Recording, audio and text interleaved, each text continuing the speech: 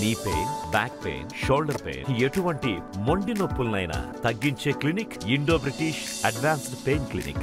ఈ రోజు ఢిల్లీ నుండి ఎలక్షన్ సమన్వయం చేయడానికి అరుణ్ సింగ్ గారు, అదేవిధంగా సిద్ధార్థనాథ్ సింగ్ గారు వీరిరువురు కూడా ఇక్కడికి రావడం జరిగింది. కేంద్ర నాయకత్వం వారిరువురిని ఎలక్షన్కి సంబంధించిన సమన్వయకర్తలుగా ఇక్కడ పంపించారు.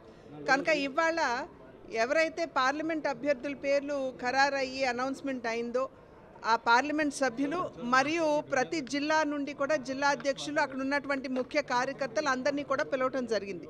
ఎందుకంటే అసలు ఎలక్షన్కి సంబంధించి మనం ఏ విధంగా ప్రిపేర్ అవ్వాలి, ఏదైతే మనం పొత్తులో ఉన్నామో మిగిలిన రెండు పార్టీలు తెలుగుదేశం పార్టీ, జనసేన పార్టీ, వారిరువురితో కూడా ఏ విధంగా సమన్వయం చేసుకుంటూ ముందుకు వెళ్ళాలి, మన కార్యకర్తలు ఏ రకంగా చాలా యాక్టివ్గా పార్టిసిపేట్ చేయాలి, పార్టిసిపేట్ చేస్తున్నటువంటి సందర్భంలో మన భారతీయ జనతా పార్టీ సింబల్ కావచ్చు, నరేంద్ర మోడీ గారు కావచ్చు, ప్రతి ఇంటికి కూడా ఎలా చేర్చాలి, ఈ రకమైనటువంటి వివిధ అంశాల మీద చర్చించడం మాత్రమే కాకుండా కార్యకర్తల నుండి కూడా వారు ఏదన్నా ఇబ్బందులు అక్కడ ఎదుర్కొంటున్నట్లయితే, అంటే ఇతర పార్టీల నుండి సరిగ్గా సమన్వయం లేకపోయినా, లేకపోతే అభ్యర్థులు కలుపుకు వెళ్ళట్లేదు అనేటువంటి భావన ఉన్నా, ఇవన్నీ కూడా ఇక్కడ కార్యకర్తల నుండి విన్నారు, పైనుండి కూడా సూచన చేయడం జరిగింది. త్వరలోనే రాష్ట్ర స్థాయిలో, జిల్లా స్థాయిలో అండ్ మా అభ్యర్థుల చోట మండల స్థాయిలో కూడా సమన్వయ కమిటీలు వేసుకోవాలి అని చెప్పి నిర్ణయించడం జరిగింది.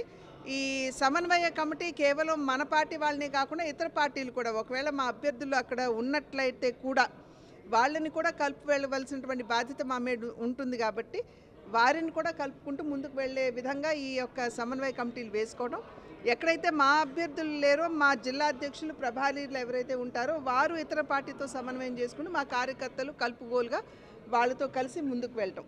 ఏదేమైనప్పటికీ ఖచ్చితంగా విజయమే ప్రధాన లక్ష్యంగా పెట్టుకుని ఈ మూడు పార్టీలు కూడా సమన్వయంతో, ఇప్పటికే కింద సమన్వయం జరుగుతుంది, అయినప్పటికీ పకడ్బందీగా ఎలా సమన్వయం చేసుకోవాలనేటువంటి అంశాల మీద చర్చ జరిగింది.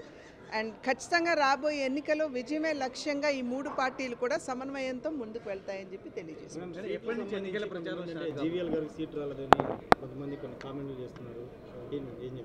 దీని మీద మేము చెప్పేది ఏముంటుందండి, ఇప్పుడు పొత్తులో భాగంగా మాకు కొన్ని సీట్లు వచ్చాయి, ఆ సీట్లో ఉన్నటువంటి అభ్యర్థుల్ని ఖరారు చేస్తారు. విశాఖపట్నం రాలేదు, సో ఇంకొకరిని ఖరారు చేసే అవకాశం ఎక్కడ ఉంటుంది? ఏవైతే సీట్లు మాకు వచ్చాయి వాటిలో అభ్యర్థుల్ని ఖరారు చేస్తారు. బయట పార్టీ వాళ్ళకి వచ్చిన వాళ్ళకి సీట్లు కేటాయించారు, బీజేపీ నమ్ముకున్న వాళ్ళకి అన్యాయం జరిగిందనేది. పార్లమెంట్ సభ్యుల్లో ఎవరికి ఇచ్చామండి అట్లా? ఒక్కరు తప్పించి, ఒక్కరిని తప్పించి మేము బయట వారికి ఇవ్వలేదు కదా, కార్యకర్తలకు ఇచ్చుకున్నాం. అక్కడ ఉన్నటువంటి ఆ జిల్లాలో ఉన్నటువంటి పరిస్థితుల నేపథ్యంలో విజయమే లక్ష్యం అని అనుకున్నప్పుడు వివిధ అంశాలని కూడా దృష్టిలోకి తీసుకోవాలి, వాటన్నింటినీ పరిగణలోకి తీసుకోవడం జరిగింది. ఏంటండి, ఆల్రెడీ కింద కార్యకర్తలు ఏదైతే ఇతర పార్టీల్లో క్యాండిడేట్స్గా ప్రకటించబడ్డారో వారు ఆల్రెడీ ఫీల్డ్కి వెళ్ళినటువంటి నేపథ్యంలో ఆ కాన్స్టిట్యువెన్సీస్లో మా కార్యకర్తలు కూడా వారితో పాటుగా ముందుకు వెళ్తున్నారు. సో ఒక రకంగా చెప్పాలంటే ఆల్రెడీ స్టార్ట్ అయిపోయింది. ఏవైతే భారతీయ జనతా పార్టీలో ఇప్పుడు అభ్యర్థుల పేరు ఖరారైందో అది మనకి ఐ థింక్ నామినేషన్ పత్రాలు వచ్చేట 18 నుండి 25 వరకు ఉంటాయి. సాధారణంగా వారు నామినేషన్ వేసిన తర్వాతే కింద క్యాంపెయినింగ్కి వెళ్తారు కాబట్టి వారు త్వరలో నిర్ణయిస్తారు. ఈలోపు కేవలం నామినేషన్ వేసే వరకు ఆగకుండా కింద పని ఆల్రెడీ, అంటే సంస్థాగతంగా ఏ రకంగా ముందుకు వెళ్ళాలనేటువంటి అంశాల మీద అభ్యర్థులు దృష్టి కేంద్రీకరిస్తారు.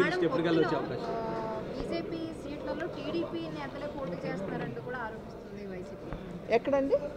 పొత్తులో బీజేపీ పోటీ చేసినటువంటి సీట్లలో బీజేపీ పేరుతో టీడీపీ వాళ్ళే పోటీ చేస్తున్నారు అని చెప్పి ఆరోపిస్తున్నారు. ఇప్పుడు నేను ఇందాక చెప్పినట్లుగా ఇప్పుడు అనౌన్స్ అయినటువంటి అభ్యర్థుల్లో ఒకరు తప్పించి అందరూ మా పార్టీ వారే. కాబట్టి మేము మా కార్యకర్తల్ని కాదనుకుని వెళ్ళేటువంటి పరిస్థితి లేదు. ఒకవేళ ఆ రకంగా ఏమన్నా డిసిషన్ తీసుకోవాలనుకున్నా కూడా పార్టీలో కార్యకర్తలతో చర్చించిన పిమ్మటే దాని మీద నిర్ణయం అనేది జరుగుతుంది. క్రమశిక్షణ కలిగినటువంటి కార్యకర్తలు కాబట్టి భారతీయ జనతా పార్టీ కార్యకర్తలు ఒక్కసారి చర్చించుకుని నిర్ణయించిన తర్వాత ఆ డిసిషన్కి అబాయిడ్ అయ్యేటువంటి పరిస్థితి ఉంది. మీ పైన తీవ్రమైనటువంటి ఆరోపణలు చేస్తున్నారు, టీడీపీకి చంద్రబాబు నాయుడుకి అనుకూలంగా పనిచేస్తున్నారు. నేను పసలేని ఆరోపణలకి జవాబు ఇవ్వాల్సినటువంటి బాధ్యత నాకు లేదు. మేడం అంటే రాజమండ్రి బీసీ మేడం వైసీపీ బీసీకి కేటాయించింది. మా నాయకత్వం అన్ని విషయాలు ఆలోచించి నిర్ణయం చేశారు. మరిన్ని వీడియోస్ కోసం ఛానల్ ని సబ్స్క్రైబ్ చేయండి, లేటెస్ట్ అప్డేట్స్ కోసం వాట్సాప్ ఛానల్ ని ఫాలో చేయండి అండ్ లింక్ డిస్క్రిప్షన్ లో ఉంది.